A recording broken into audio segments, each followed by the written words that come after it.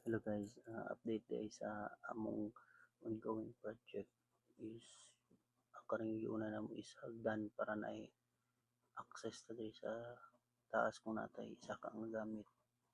By the way guys, gipinturahan na namo daan ni hagdanan kay para pag magbutang ta og kahoy ba or block, dili na siya lisod pinturahan.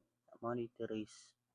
Ang terrace is ang sukat niya is 1.5 para medyo dako-dako ang area. Kani among gigamit nga metal cladding guys, no need na pintura.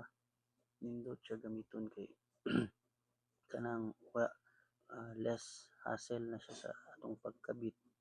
Wala na i-retouch, kanang dali lang ikabit. Nya kani among flooring guys, tubular tanan. Ang among poste is kaning GI pipe na schedule 40 para baga-baga. Tubular lang ni tanan guys.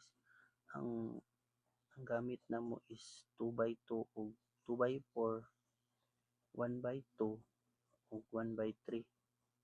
Ang walling ani din namo guys is metal cladding gyapon. Kay likod balay na maguna siya diha. Ang gilid pod wa na namo gibutangan og bintana kay dili na sa amo og kaning terrace guys. So, giuna jud namo para na ay masakaan.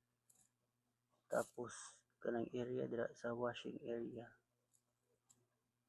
mo nay ituyo namo adra ang hagdanan kay para naay area sa laundry na adra guys.